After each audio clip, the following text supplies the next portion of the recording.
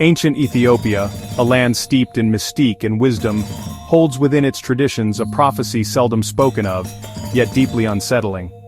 Passed down through generations, the prophecy speaks of a time of great upheaval in the Middle East, centered around the volatile strip of land known as Gaza. This prophecy, shrouded in symbolism and cryptic verses, foretells a conflict of global proportions, ignited by the ambitions of a powerful Western nation.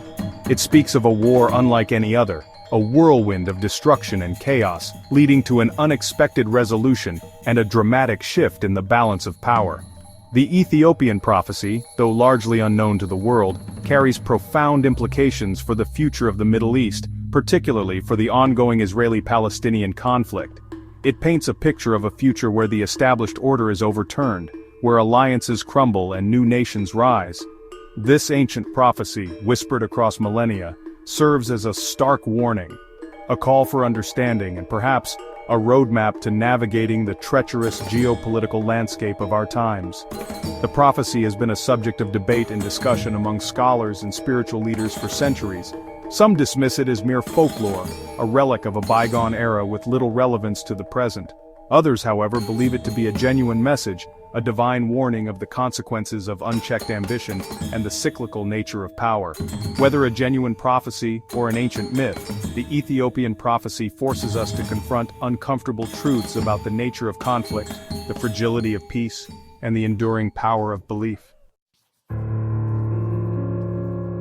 The Ethiopian prophecy is unsettlingly specific in its description of the catalyst for the coming conflict, a Western power driven by an insatiable desire to control Gaza. Though the prophecy does not explicitly name this power, it describes it as a nation from beyond the great waters, renowned for its military might and driven by a conviction in its own righteousness. This enigmatic description has led to much speculation, with some interpreting it as a reference to the United States. The historical involvement of the U.S. in Middle Eastern affairs, coupled with its unwavering support for Israel, lends credence to this interpretation. Others believe the prophecy points to a specific leader, a charismatic figure who would rise to power promising peace, but ultimately ushering in an era of unprecedented conflict. The prophecy warns that this Western power, blinded by its own ambitions, will underestimate the complexities of the region and the deep-seated resentment simmering beneath the surface. It foretells a series of political maneuvers and strategic alliances, all veiled in the language of peace and stability, but ultimately designed to assert control over Gaza and its strategic importance.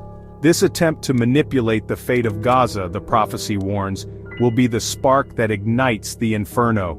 The land of the Philistines, a place steeped in history and bearing the scars of countless conflicts, will once again become the battleground for a war that could reshape the geopolitical landscape of the entire region. The Ethiopian prophecy does not mince words when describing the horrors that await. The conflict it foretells will be swift and brutal, a tempest of violence unlike any witnessed before. The prophecy speaks of iron birds darkening the skies, fire raining down from the heavens, and the earth itself trembling in terror. This vivid imagery, though disturbing, is likely a symbolic representation of modern warfare. The iron birds could be interpreted as fighter jets and bombers, the fire from the heavens as missiles and artillery strikes, and the trembling earth as the devastating impact of explosions. The prophecy suggests that the conflict will be characterized by advanced weaponry, relentless bombardments, and a level of destruction that will leave a permanent scar on the region. The prophecy also speaks of a great alliance of the righteous, uniting to resist the Western powers' ambitions.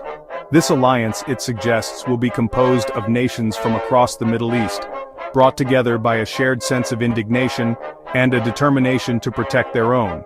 The conflict, therefore, will not be limited to Gaza, but will engulf the entire region, drawing in regional and global powers. This great war, the prophecy warns, will be a time of immense suffering and loss. Innocent lives will be lost, cities will be reduced to rubble, and the land itself will be poisoned by the residue of war. The prophecy paints a bleak picture of the future, a reminder of the devastating consequences of unchecked ambition and the cyclical nature of violence in the Holy Land. The Ethiopian prophecy, with its cryptic verses and chilling predictions, ultimately speaks to the unpredictable nature of fate. It suggests that just when the conflict seems insurmountable, a sudden turn of the cosmic wheel will bring about an unexpected change.